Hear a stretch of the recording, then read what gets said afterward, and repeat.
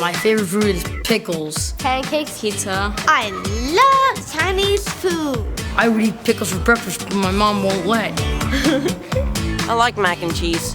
I would eat 5 pounds of mac and cheese. I love it so much that I want to eat the whole bowl.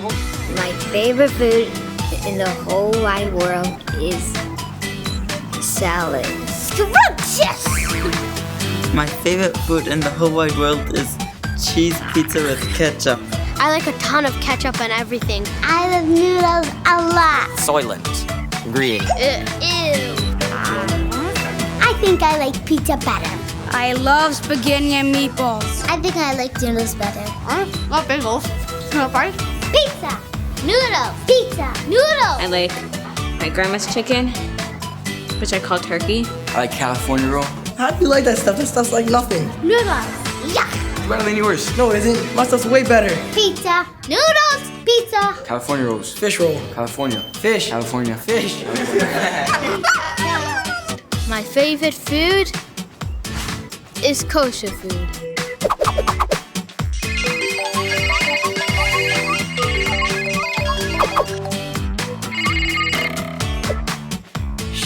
The program's about to start. Quiet, please. Don't forget to turn off your phones. Thanks for coming to the dinner. Now please turn your phone off. Turn off your cell phones. Just like this. See, look at that. Oh my God, it's off. Come on, turn them off. I'm watching you. Turn it off. Please turn them off. Please turn your phone off. Please turn your phone off like this. Wee. And if you're right there, if you're not turning off your phone, you better turn it off. Or you. You. Thank you. Thank you. Thank you so much. Please turn off your phone.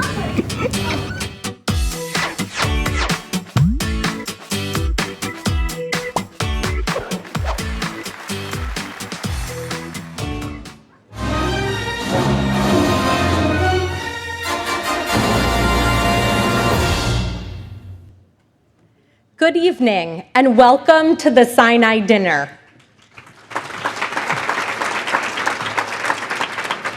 I'm Ariel Greenbaum-Sapash, SINAI's Associate Managing Director.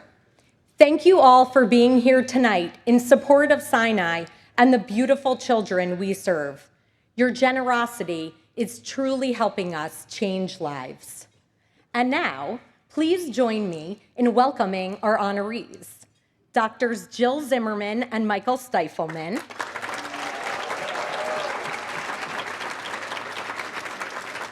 Svi and Erica Solomon,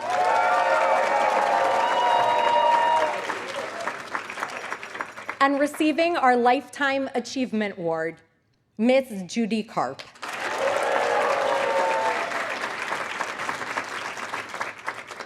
We have a very special program in store for you tonight. We will be remembering our beloved founding president, Leo Brandstatter, Zichrono Livracha, with a special memorial tribute. You will be hearing from our featured parent and student speakers, Annie and Julia Miller,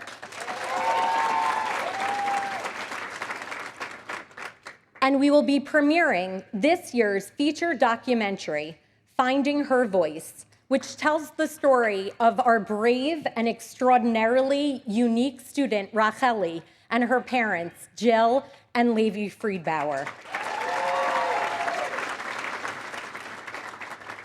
Some words of thanks before we begin. Thank you to our dedicated board members, our event chairs, Esther Lehrer and Alyssa Wilk,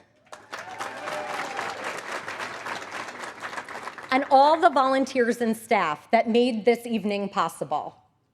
We are here tonight to celebrate our students. They show grit and determination every day, and they refuse to allow their challenges to define them. But none of that would be possible without the hard work of SINAI's talented and caring educational and therapeutic staff, and all of those in SINAI's business office who work tirelessly to make sure that every child receives exactly what he or she needs to succeed.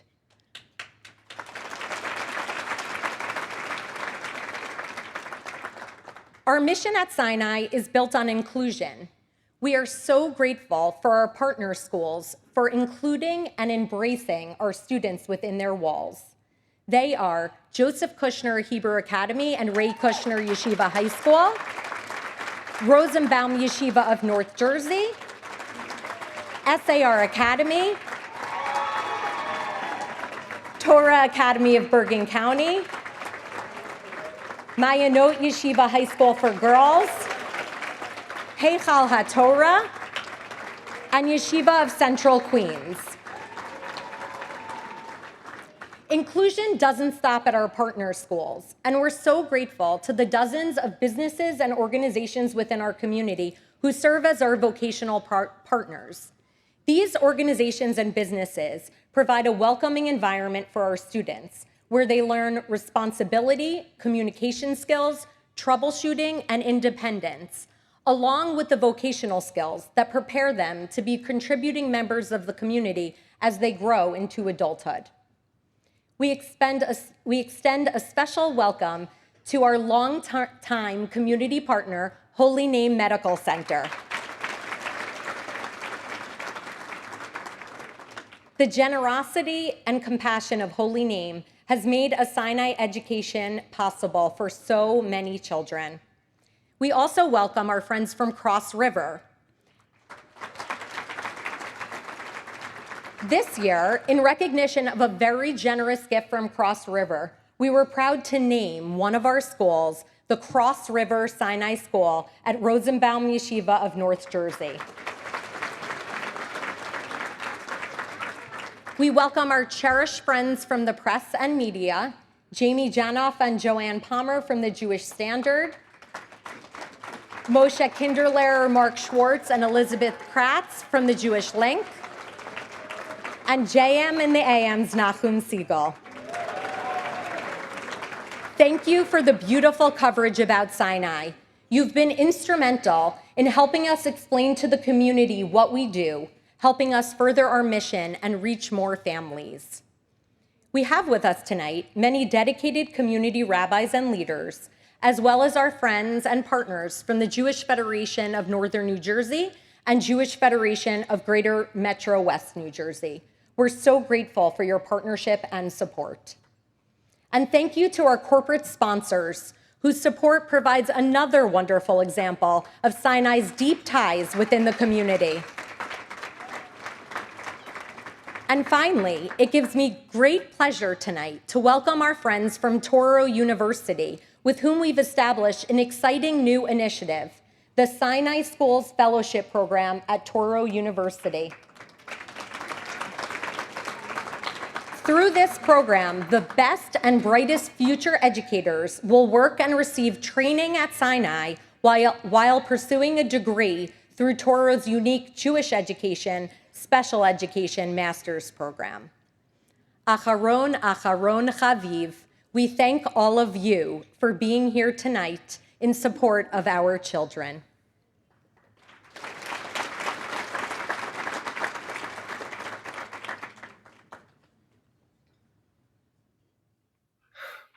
Starting such a program is a miracle. The chief architect was a Kadosh Baruch Hu himself. Couldn't have happened any other way. We were hopeful that all of our kids could grow up in a yeshiva environment, to learn what it takes to run a Jewish home, and to be a fully functioning member of the Jewish community.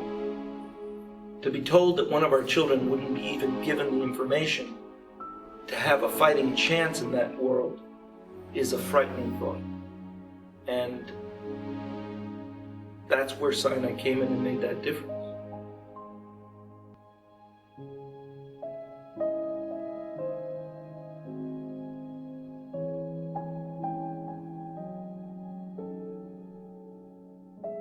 Thinking back to the early 1980s, there really was no school for children with developmental disabilities. People used to hide children with developmental disabilities. And what Leo got was that all the kids were at Har Sinai, and all the kids' neshamas were there.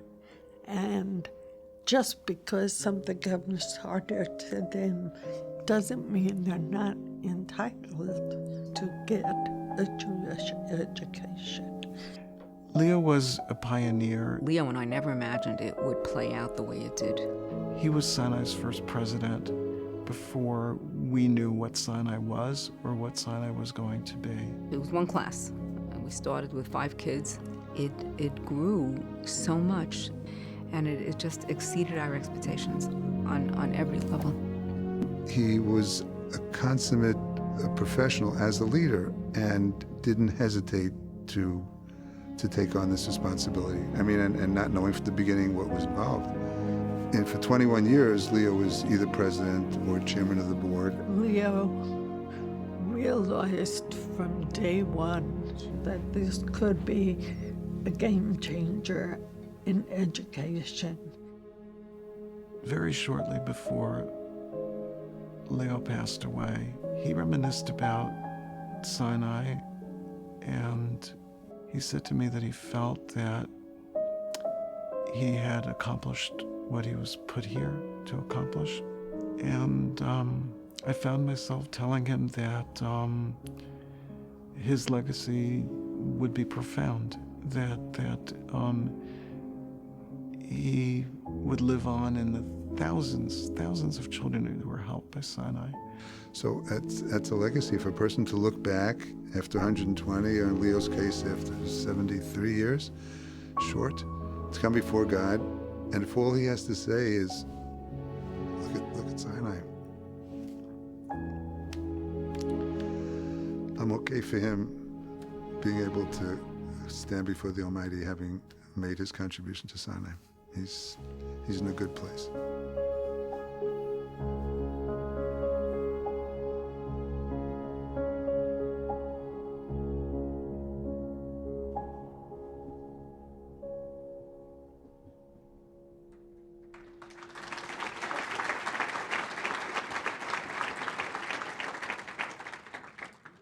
Good evening. I am Rabbi Mark Karasik, Chairman of the Board of Sinai Schools. Leo was my dear friend and partner in leading Sinai for so many years. It is therefore especially meaningful to me to be able to announce tonight we are formally naming the position of the Dean of Sinai Schools in Leo's memory. Henceforth, our Dean will be known as the Leo Brandstetter Zal Dean of Sinai Schools.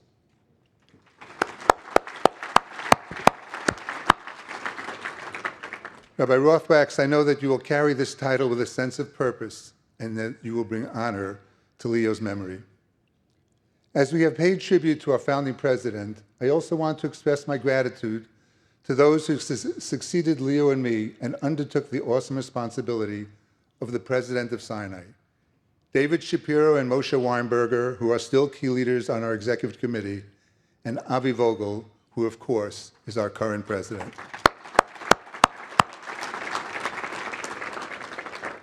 Thank you, all of you, for everything that you do. And as we think back to the founding of Sinai, there are several individuals whom we are blessed to have here tonight and played instrumental roles in the birth of Sinai.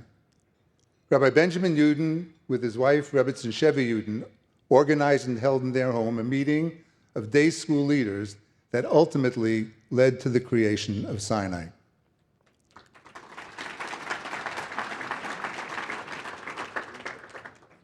Rabbi Dr. Wallace Green, that's him on the screen with Leo.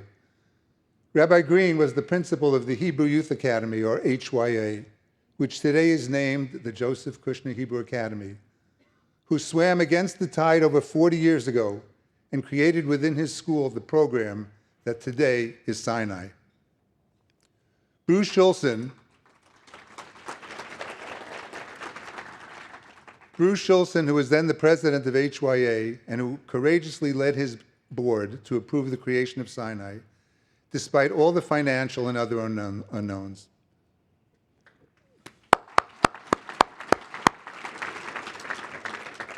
Bruce and Rabbi Green, I am so personally grateful to you for creating a school that was transformative for so many children with special needs, including my own sons. To you and to the many lay leaders, presidents, and educators who followed you at HYA and JKA during Sinai's early years, Sinai and the Jewish community owe you a debt of gratitude. You have taught the world that inclusion of children with learning differences ultimately would be a huge benefit to the entire school community. It is very meaningful to us that in addition to welcoming us into your school, you have generously supported Sinai throughout our entire existence, and we are moved to have so many of you here with us tonight.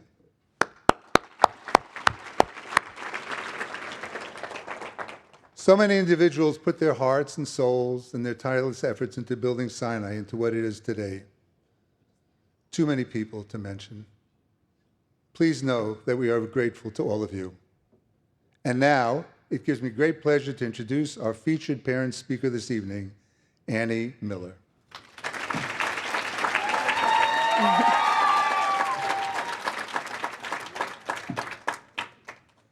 I don't know if you realize this, Mrs. Miller, but your child is different, and she will need a lot of support. I remember that day vividly. Julia was about 2.5 years old when I brought her to the developmental pediatrician. After the doctor uttered those words, I really wasn't able to pay attention to what she was saying. All I heard were disabled, delayed, and below average. My thoughts were racing, and I was overwhelmed. Further testing yielded the same results, except this time, instead of below average, I was told she was significantly below average. The pessimism of so-called experts who didn't think Julia could ever live independently was crushing, but I wasn't going to give up. George and I spent years trying to find a school to address Julia's needs. It was an agonizing and often harrowing ordeal. We first tried a self-contained public school class.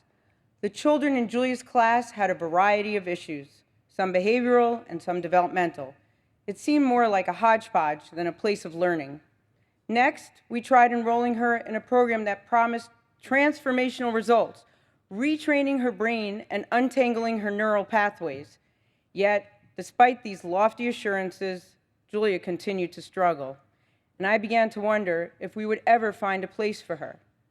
Finally, I came to Sinai. I remember meeting with Miss Seema Kellner, the director of Sinai at Maya Note at the time.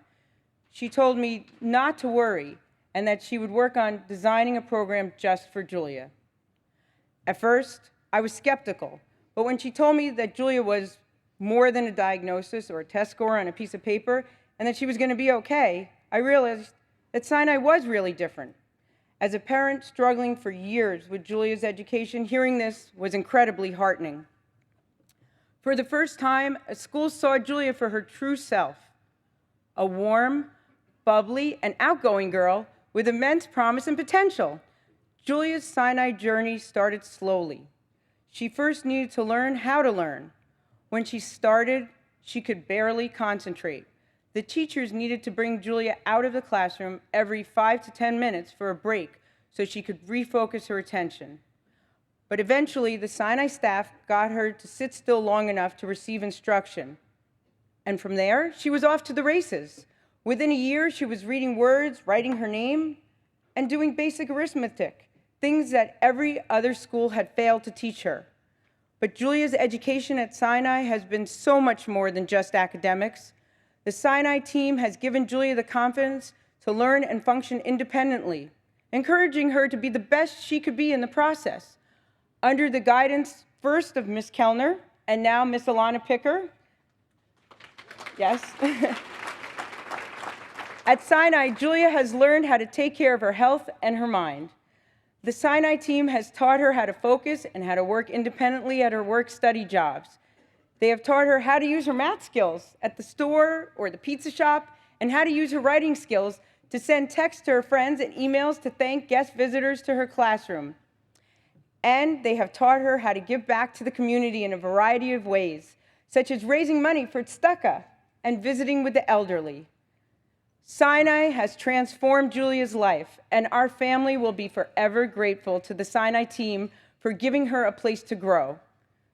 But to truly understand how much Sinai means to Julia, you have to witness how upset Julia is when she finds out there is a vacation or a break from school. This past January, We were planning to leave a few days early for vacation, and Julia was adamant that we change our departure dates so she would not miss a day of school. Ma, she said, I'm not leaving early for vacation. Maybe you should just go without me. I cannot miss school, not even a day. For Julia, missing even one school day is like leaving everything she treasures behind. Because for Julia, every day at school is a vacation. I thank all of Julia's teachers, therapists, friends, and family, especially Miss Picker, for never giving up on Julia and helping her to achieve her full potential. Lastly, I would like to thank 3 very important people in Julia's life: her grandfathers, Paul Galley and Bernard Miller, and her aunt, Leah Cronenberg. All valued the importance of education and were highly devoted and invested in Julia's success. May their memory be a blessing. I am confident they are all incredibly proud of Julia's progress at Sinai and the beautiful person she has become. And now, let's hear from Julia. Yay, Julia! Good evening. My name is Julia. When I first came to Mino, I was nervous about making friends. My teachers have helped me accomplish many things and become a mature adult. I will share some experiences with you. Each week, I meet with my Mino lunch cover, Devara and Nessa. We talk and laugh and eat lunch and share activities. I really enjoyed our training program. The 5K races, I build up my strength and feel the reward in my mind and body. A highlight was running the Yadley race with my father. When it's too cold, we do Pilates and yoga. I'm independent enough to work at Carly's Craze. I have helped organize. My other work is at a senior center. I help catch up with my friends, Pelin and Pat and Helen, who always have friendly smiles and are ready to chat. I look forward to seeing them. A favorite subject of mine is Reader's Theater. At first, I need a lot of help to read and practice and act out my part. At the end, I was able to perform Stone Soup. I love spending time with my Sinai and Mino friends and my great teachers. My teachers have taught me to have self-confidence and to face challenges. Miss Picker taught me some things are hard, but we do hard things. Thank you to my parents, my grandmother, and to everyone at Sinai for helping me.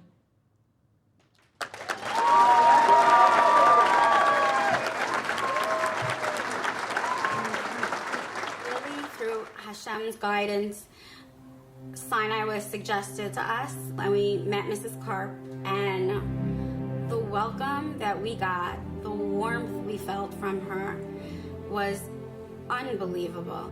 Judy Karp, the mastermind behind everything. She knows when you're ready to do it. She takes care of you. When you have an interest, you tell her, she will take care of it. I believe she knows what I'm thinking before I even think it.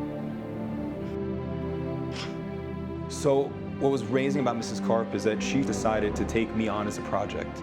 She wanted to show me that I was worth it. Judy Karp was determined. I don't know how she did it, but she sat with me for hours, and took me step by step, through and through, to teach me how to read. That was a gift that one can never say thank you enough, because without that ability to read, you can't really do much of anything. And she gave him that ability. And that was something that he will be grateful for, and I will be grateful for the rest of his life.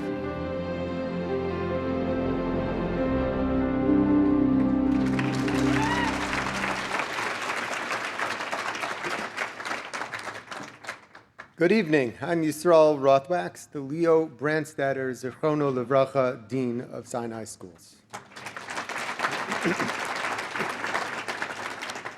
It gives me great pleasure tonight to present our Lifetime Achievement Award to someone who has had an enormous impact on Sinai Schools as an institution and on my personal growth as a professional as well, Miss Judy Karp.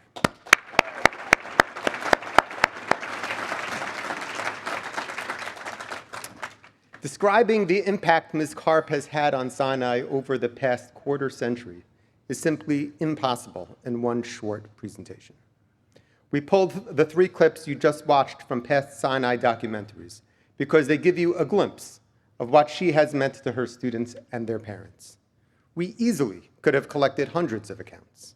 Indeed, over the past few months, we have received hundreds of messages from parents, alumni, and staff expressing their gratitude for what she has done for them over the years. In 1996, when Ms. Karp joined us as director of Sinai at Joseph Kushner Hebrew Academy, we were a much smaller organization. Special education in the world at large was a relatively new field, and almost nobody in the Jewish world was trained in special ed. Over the years, as Ms. Karp's role expanded to become assistant dean in 2004, and then associate dean in 2011, she became a leading force in our professional development. She helped create curricula for our schools, brought our academic standards to be on par with those of the best secular special education schools, and helped turn Sinai into a thought leader in Jewish special education.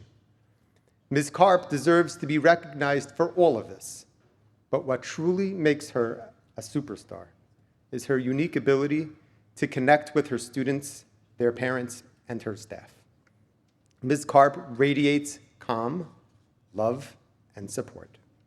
When someone is talking to her, she not only hears, she listens, she connects. Ms. Karp makes our students know that they are understood, loved, and valued. For her, it's always and only about what each student needs to thrive and reach their full potential. She makes our parents feel validated, creating a trusting relationship that allows for open communication even about delicate topics that might otherwise be difficult for a parent to hear. And she makes her teachers and colleagues know that they have a trusted partner when difficult situations arise. Indeed, there is no doubt that one of Ms. Karp's greatest legacies is a generation of special education teachers that have had an opportunity to learn their craft from a true master in the field. We all have learned from her, myself included, and to some degree, we all strive to be like her. It's no exaggeration to say that Judy Karp has changed the lives of hundreds, probably thousands of people, and that she has saved the lives of countless children at Sinai. Ms. Karp, I stand in awe of all that you have accomplished. It gives me tremendous pride to present you with Sinai's Lifetime Achievement Award.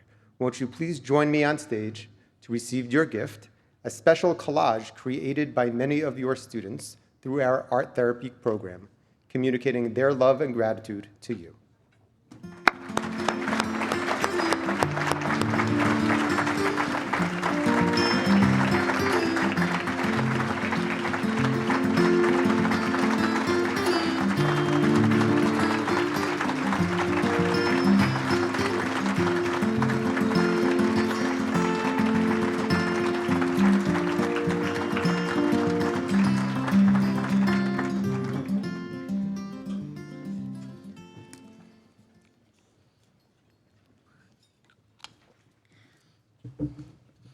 Good evening. I never set out to become the Associate Dean of this great institution. Before accepting this job, I conferred with my family. My husband Sid told me, go for it. I spoke to my parents, Zichronam Livracha. They encouraged me and told me that at Sinai, I would have the opportunity to truly educate children. Follow your heart, they said, and the rest will follow. how rewarding it is to be honored. But I am not alone on this stage. You may not see those who are here beside me. They are those who guided and mentored me. Lorette Rothwax,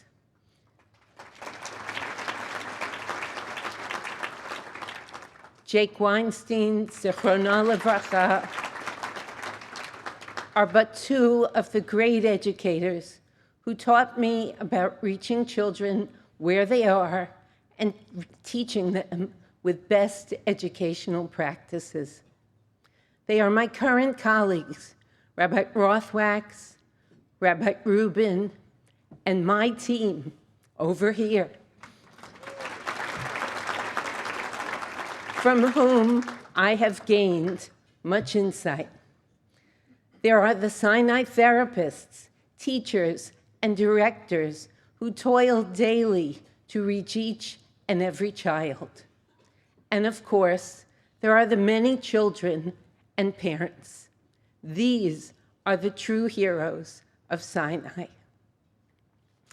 I am blessed to have worked in a school where doing what is best for children is the requirement.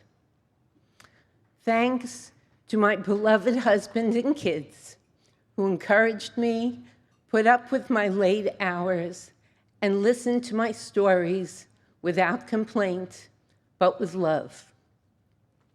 Thank you all.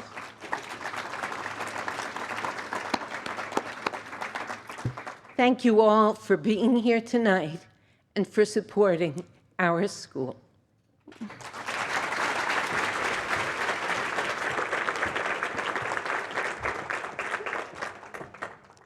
Good evening. My name is Sam Fishman, and I am the Managing Director of SINAI Schools. Thank you. At each SINAI dinner, we debut a short documentary in which we share some of the remarkable stories that we see unfolding every day at SINAI. Stories about determined children and courageous parents who overcome incredibly difficult challenges. Stories about extraordinarily gifted and dedicated special educators, therapists, and administrators who seem to accomplish miracles. Every story is different because each of our students is so very different. But we hope that each story gives you a better insight into the life-changing work we do. It is our pleasure now to bring you the premiere of our newest short documentary, Finding Her Voice, the extraordinary story of Racheli and her wonderful parents, Jill and Levi Friedbauer. There are some delicate moments in this film, so I ask you please to silence your phones and please put them away so that the sound or screen glare from your phone does not detract from your neighbor's experience. Jill, Levi, and Racheli, thank you for allowing us to share your beautiful story.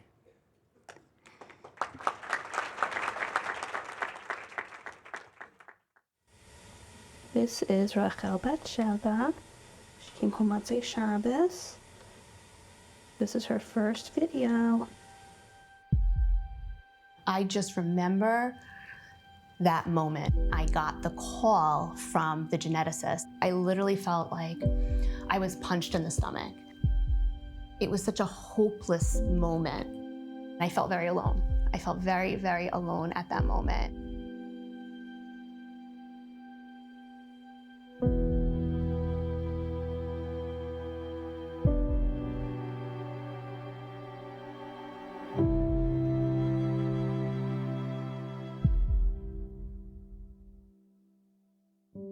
I think we always sensed something, was amiss. It was extraordinarily difficult to get her to eat.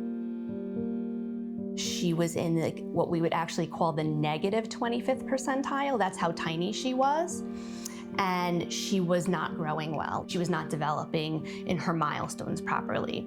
It wasn't officially until we got genetic testing for Racheli that we were sort of faced with the reality of what Racheli's life would be like. Racheli does have some genetic abnormalities. She's actually the only one in the world who has this exact genetic change. They said, we don't really have any information on what this means.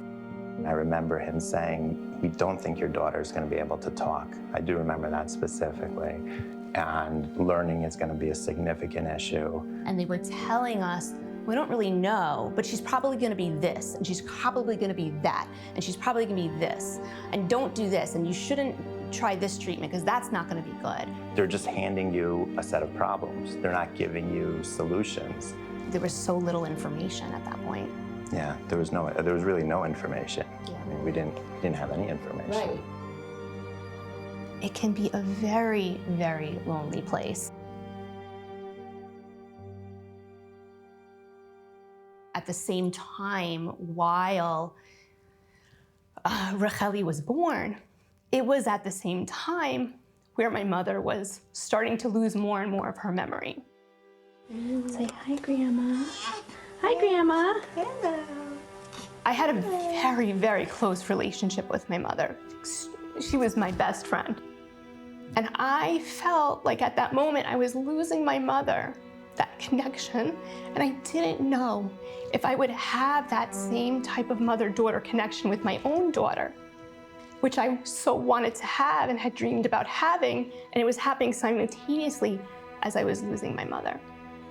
And it was it added to the pain of the situation for me. It really did.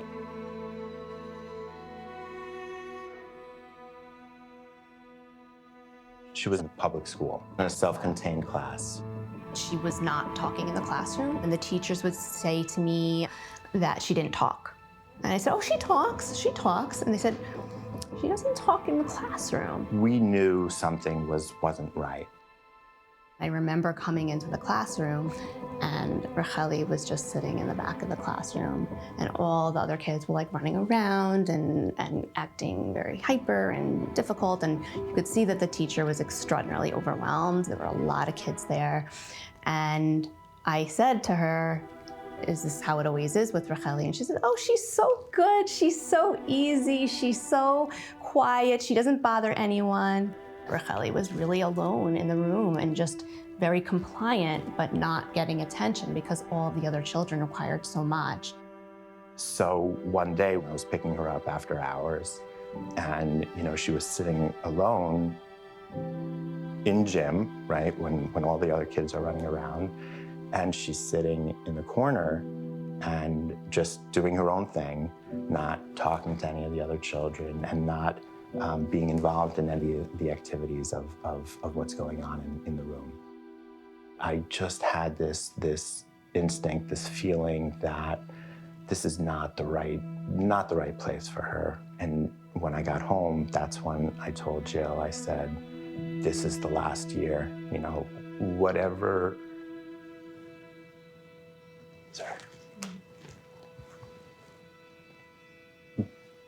it takes, we'll do.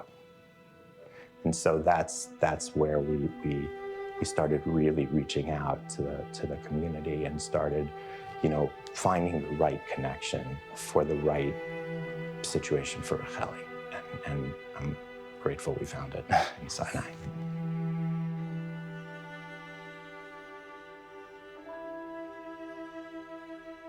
So Racheli started in the fall of her second grade year. She has a genetic disorder. It's very uncommon. There's no research. When she came to us, we tried to look into it, but we had no guidance in terms of how that would impact her learning. There are so many different types of chromosomal abnormalities, and this was very rare. And I remember Jill just trying to figure out, what is this going to mean? And the answer was, we don't know what it's going to mean. So I think with Racheli, as with many of our students, when they come in at a young age, there's a big lack of clarity in terms of what their long-term abilities are. Because we are so individualized, that's okay for us. Just as we do for all of our students, When Racheli first came to us, we created a highly individualized program to address the specific needs with which she presented. And she did come to us with multiple learning challenges, but perhaps her biggest challenge was selective mutism. She did not speak, no verbal output at all. Selective mutism is an anxiety disorder. A child with selective mutism is unable to speak in certain environments like the classroom. It is, a manifestation of their anxiety in social situations. You could think of it like really severe social anxiety. The best way I can describe it is, everybody has fears, everybody has anxieties. Probably, maybe jumping out of a plane, going skydiving, bungee jumping. That may be an anxiety that people relate to. Imagine walking out of the house and every person you see, you have that same sense of fear. You got to guard yourself. That's what Racheli was suffering from. She was quiet and she was timid, and it was definitely a challenge because, you go around the room in morning meeting and everybody contributes, but Racheli didn't contribute. She was just too anxious to speak. I think what's true of all children is that learning is inherently risk-taking. So a lot of the work at the beginning was nurturing. It was just about building a comfortable environment, making Racheli feel safe and secure. Every time she did something, pointing was reinforced, answering a question non-verbally was reinforced, just so that she felt good. So as long as we just kept reassuring her that it was a safe place and we valued her, her confidence grew. Over the course of the first year, as Racheli became more comfortable, that became evident because, in addition to pointing, she started whispering, she started mouthing her answers. If I asked her to a question, she would whisper very, very softly to me. She would make slow progress, inch by inch. We definitely saw that evolution over her first year with us. She smiled more. Her sense of humor started coming out. She would laugh. And if anybody I was knows... thinking that laughter. When she gets that infectious laugh, it's incredible. It is so true. Everyone knows that Racheli has this laugh that when something makes her laugh and she keeps going with it, and they would hear her outside the classroom sometimes laughing. And that's amazing that she could get to that point to even have the comfort. Like, that just naturally is a bursting of joy that's coming out. When I heard that she laughed in school and that she was able to give somebody else that pleasure, right, of that infectious laugh, then I felt comforted and at peace that she was in the right place for her. Monday's gonna win, on Tuesday's gonna win. And then one day, she just started speaking. She was just talking, and it was mind-blowing. It was just mind-blowing. It was like overnight that she started talking. And it wasn't just that she started talking. There was like an excitement, and it's like she became outgoing overnight. The entire school gathered to see this miracle that was happening. Everybody's like, could you believe this? Can you believe this? You felt it throughout the staff. There was this global excitement. It was literally like a celebration throughout the school, and it was just amazing. It was certainly a highlight in my career. So the funny part about Racheli speaking was that soon we realized we really had to teach her how to modulate, because from a child that wasn't speaking at all of a sudden she was screaming in the classroom. This seems strange, but when she started speaking, she was kind of bossy. And we actually had to work a lot on getting Racheli to understand that her words and her tone matter. Really, it was humorous even that we had to say, Racheli, you need to be a little bit more quiet, or you need to use an indoor voice, or how do we ask for things nicely? How do we say please and thank you? We discussed it a lot as a team in the beginning, and we thought maybe she wasn't used to hearing her voice in a classroom, so she was unfamiliar with what it sounded like when she made requests. You develop that. You learn how to go back and forth in a conversation and regulate your voice and your tone. And she never had that opportunity to experiment with with that. None of these things were practiced because she hadn't been communicating. So I think that was probably, I mean, there were many moments, but that for me was a real moment to hear that as a goal. It always amazes me how we took this child, Racheli, who couldn't talk, and through the tools, the love, the kindness, the empathy, the ability for her to connect with her teachers on a personal level, allowed her to go from this child who couldn't talk to who she is. The Racheli that we see today is amazing. Today, Racheli is a sweet, confident, friendly, outgoing girl who's really just a joy and a pleasure to schmooze with. From a child who wouldn't speak in a one-to-one learning environment, she can now get up in front of her class, present her thoughts, present a project, willing to be a part of the larger peer group, interacting, asking questions, having full conversations. When I see this growth, I'm just so proud of who she's become. Racheli is just this great girl who comes into school with a smile, ready to learn. She tackles everything you throw at her with her good heart. She's so good-natured and she's so caring. She taught me a lot. She did. You know, you always want to imagine the most amazing version of a child that you see, but you just never know. I don't even think I could have imagined this version of her. She's defied a lot of odds. She is 1 in a billion. Yeah. It takes this tremendous amount of powerful love to overcome that anxiety. It's because of the love. It's because of the care. It's because they made her feel comfortable. They made her feel like she was part of a community, in a school, and that she was really loved. Yeah. For me, it was that moment in the gymnasium where I just realized that it's going to take a team of the right people, and thinking, what is best for your child. That is what propelled me to finally say, enough is enough. We need to get her into a better environment for her soul, and I'm glad we did, because she's got a beautiful soul, and she's thriving.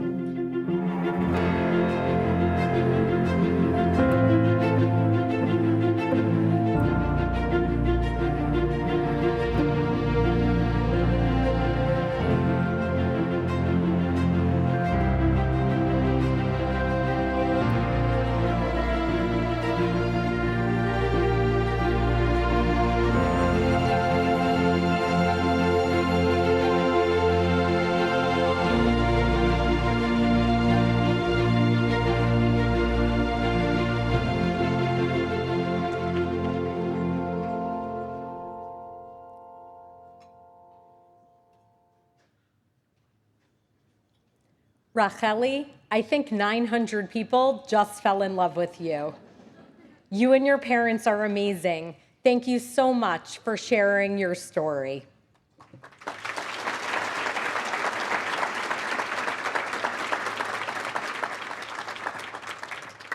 There is one part of the film that broke my heart and is painful to all of us at Sinai. Racheli's parents only reached out to Sinai after they could no longer bear watching her isolation at another school that was not meeting her needs. Thankfully, Jill and Levi acted quickly when they realized that Racheli was not in the right school. But the sad reality is that many parents approach us only after their children have suffered for years in schools that do not have the expertise, the staffing, or the level of individualization that their children need in order to thrive. For some of those children, it can take us years to undo the damage resulting from the emotional pain with which they come to us. We often ask ourselves, why does this happen? What can we ask of you as a community to help us reach families who need us sooner? Let's start with why it happens. It could be as simple as a parent not being familiar with us. Another reason could be a misconception that Sinai is not affordable. In fact, we work very hard to make Sinai affordable to our parents, and we do so with compassion, respect, and discretion. Very few students who are accepted end up not attending Sinai because of financial reasons. Perhaps the biggest reason parents don't approach us is stigma, and related to that, we often hear parents say, "My child's not a Sinai kid." People often perceive that every child at Sinai fits a certain profile based on a Sinai student they happen to know. Nothing could be further from the truth. We serve children with a wide range of needs and with incredibly diverse strengths. Just tonight, you met Julia, who despite her challenges is the social butterfly of Maya Note and our community, and Racheli, who has so many strengths, but struggles with social anxiety. Over the years at our dinners, we have brought you college-bound students who participate in a significant number of mainstream classes and activities, and students who benefit from our life skills and vocational programs, and from a rich array of social mainstreaming opportunities. Sinai serves children whose disabilities are obvious when you meet them, and children who you would have no idea have any learning challenges if you met them on the street. The only common denominator among our many Sinai students is that they are unable to thrive in a non-special education school. So here's how you can help. Become our ambassadors. Talk about Sinai at your Shabbos table. Tell your friends what you've learned tonight, and share our films. Finding Her Voice will be available on social media and on our website later tonight, along with our other films. These are a great way to give people a glimpse into the magic of Sinai. And if you know someone whose child is not thriving, encourage them to call Sinai. It could be a call that transforms that child's life. Thank you so much.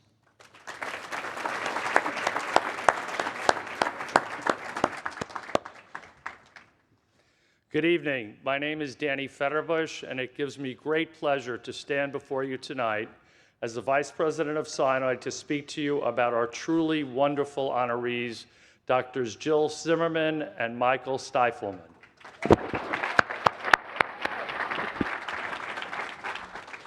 Jill and Michael have been enthusiastic supporters of Sinai schools for years.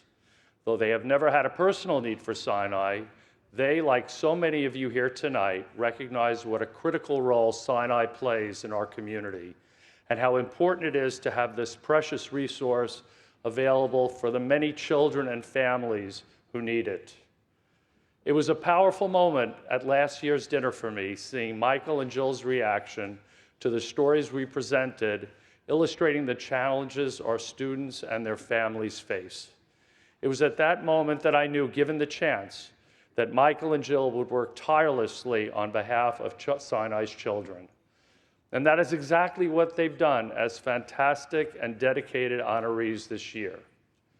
Michael and Jill are accomplished physicians dedicated to healing and helping those in need. Their thoughtfulness and empathy towards their patients transcends their professional work and can be seen through all they do for others. They are active members of their Englewood community and East Hill Synagogue, as well as the Moriah and Frisch schools where their 3 children have attended. They are always finding ways to give of themselves, and their benevolent nature and compassionate worldview is what draws them to Sinai. They feel that Sinai's mission resonates closely with their own, that by helping children who have experienced years of failure and disappointment in other schools become enthusiastic learners and feel welcome and valued within the Jewish community, Sinai is transferring the lives of children who otherwise would be left behind. Recently, Jill and Michael enjoyed a tour of one of our schools and saw firsthand how Sinai succeeds. As they went from classroom to classroom, they saw happy, engaged children and marveled at the patience and love of the teachers. Seeing this reaffirmed for them a sentiment they have expressed many times before, and I quote, "Supporting Sinai is nothing short of supporting miracles." With this in mind, over the past few months, both Michael and Jill have expended significant effort in reaching out to friends and colleagues, urging them not only to support Sinai, but to come to the dinner to learn more about Sinai's life-changing work. Perhaps you are one of the many here tonight who are attending a Sinai dinner for the first time because Jill and Michael or someone else encouraged you to come. If so, we hope this evening thus far has been inspirational, that you have found yourselves to be moved, and that you will consider following Jill and Michael's altruistic lead and get involved. Michael and Jill, we are in awe of your dedication and passion to helping Sinai's children. You have raised awareness within our Jewish community and your professional communities and the vital role Sinai fills, and we are so proud and fortunate to have you as ambassadors and advocates on Sinai's behalf. Jill and Michael, please join me on stage so I can present you with your gift, a beautiful piece of artwork created by one of our children, especially for you.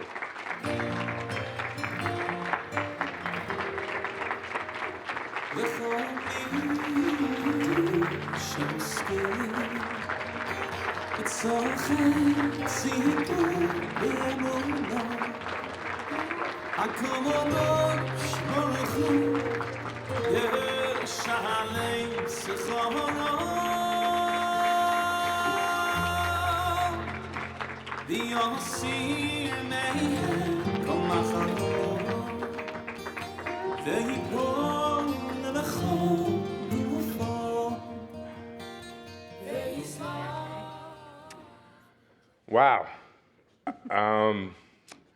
So most important, Jill and I want to thank everyone here. We want to thank you to Sinai Schools. We really want to thank our family, our friends, and really everyone in this room who's donated. And most of all, we really want to thank the children of Sinai Schools.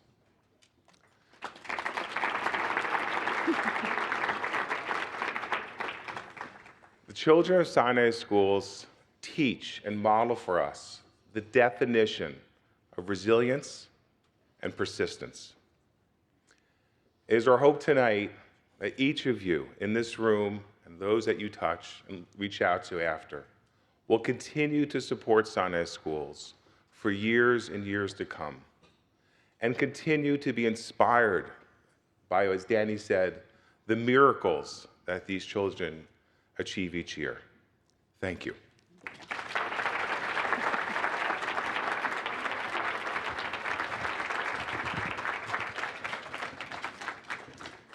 Good evening. I'm Avi Vogel, president of Sinai Schools. In 2008, we received an email. It was written by a TABC student describing that day's Torah reading at the TABC Minyan, which had been done by Brian, a Sinai student.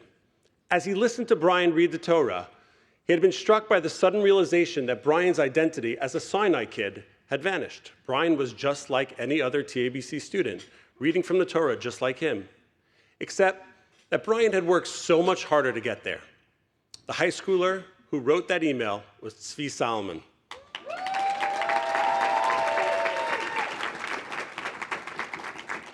He sent it that day to his parents, who forwarded it to TABC's Rabbi Adler.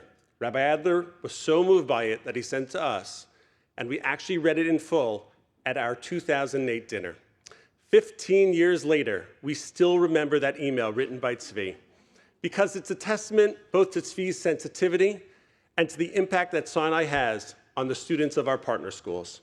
Tonight, we are thrilled to honor Tzvi and Erica Salomon.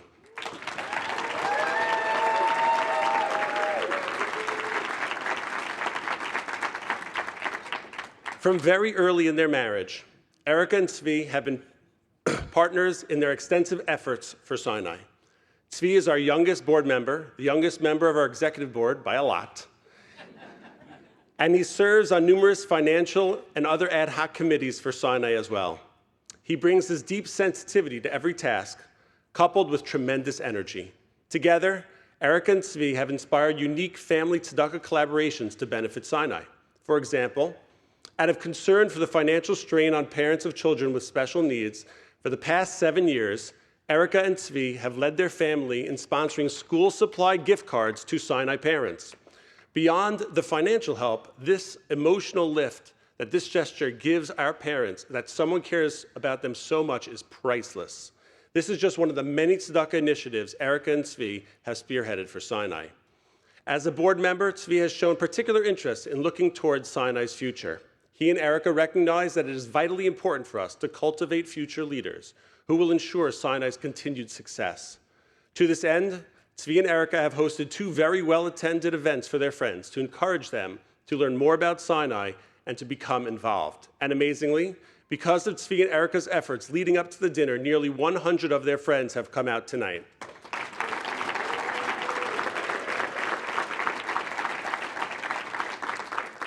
Erica and Tzvi, we are so grateful to you for all that you do and for being such incredible role models to your peers and to all of us. Please join me on the stage to receive your gift, a beautiful piece of artwork created by our children just for you.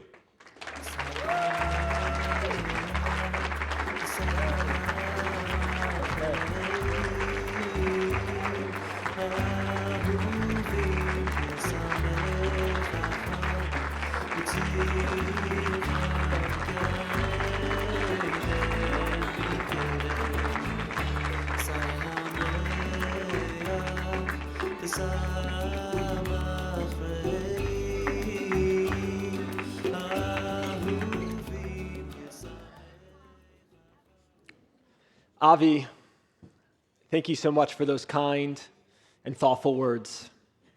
They mean so much to Erica and me. Your leadership and mentorship is greatly appreciated. I feel blessed to work side by side with you on this outstanding organization. Before I get started, I want to thank my incredible wife.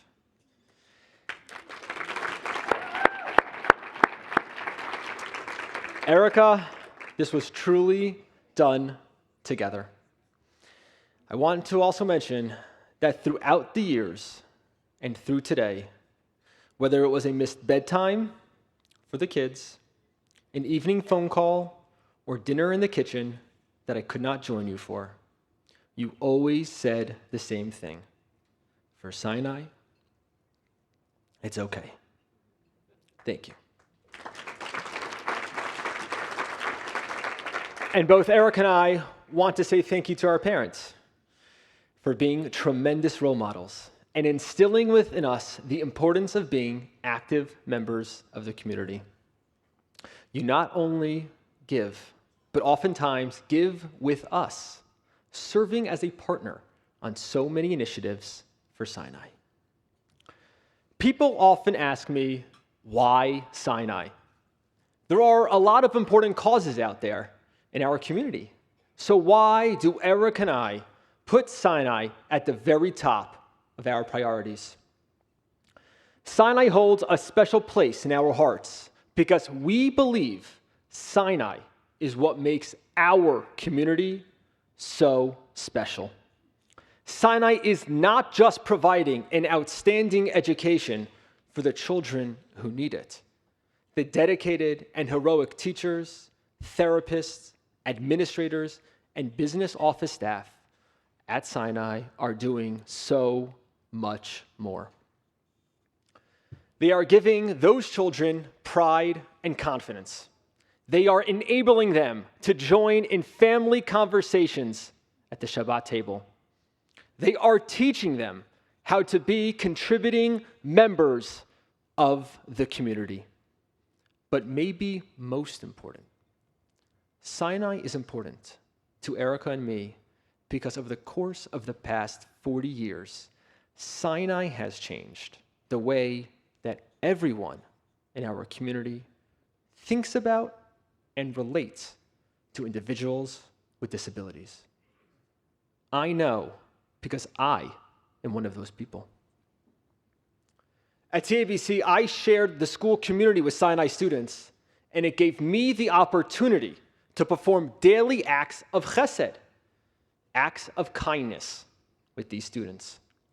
taking an extra minute to say hi in the halls, being patient in the gym, and developing a special handshake were all the things that I tried to do. Put bluntly, it felt good that I was doing something to these students. As my high school years went on, I started to see the Sinai students for who they were, just teenagers like me who wanted to have friends, be social, and enjoy the high school experience.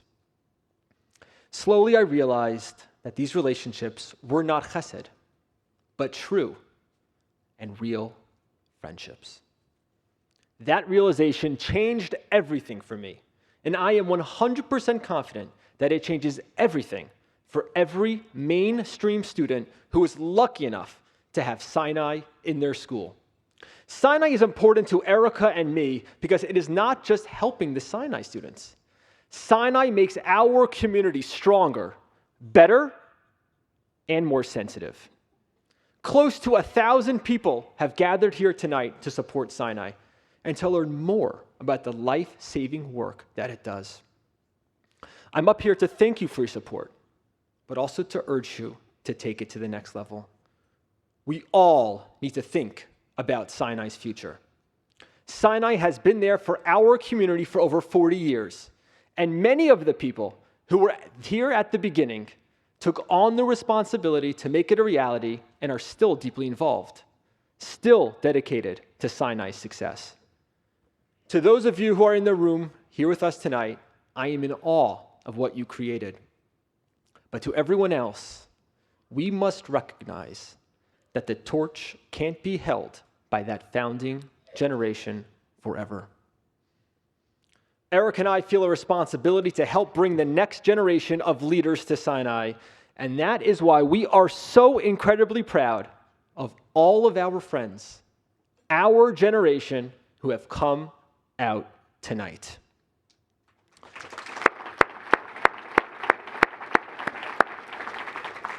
To you, our friends, and to everyone in the room tonight, please help us take it one step further.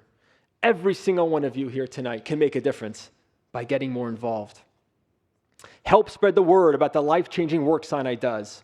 Share Sinai's films. Encourage your friends to learn more and to get involved. And prioritize Sinai in your tzedakah giving.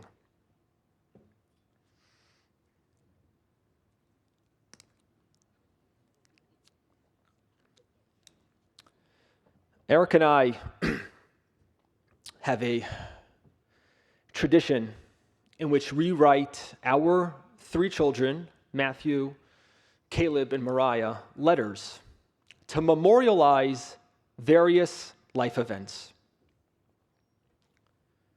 We recently wrote a letter to them, which sits in a folder in our lawyer's office, along with our will that includes a portion of our estate set aside for Sinai. In this letter, we express to them part of what I've spoken about here tonight.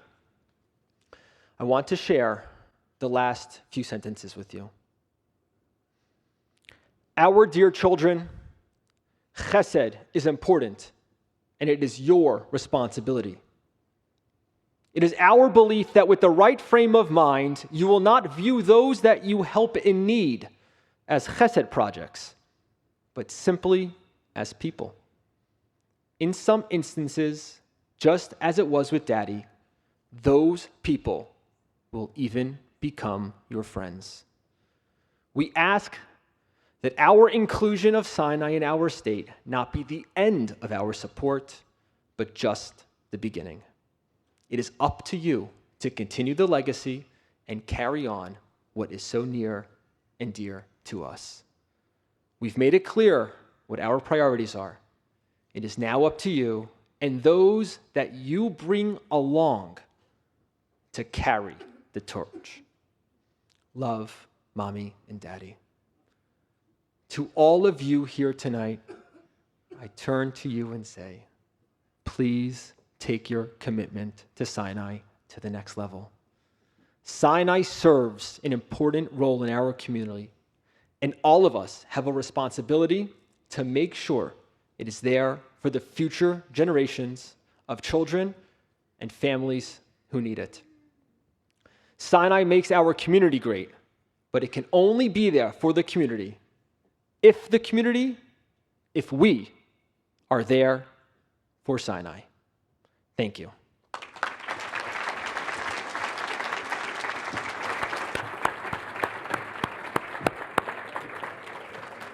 Wow.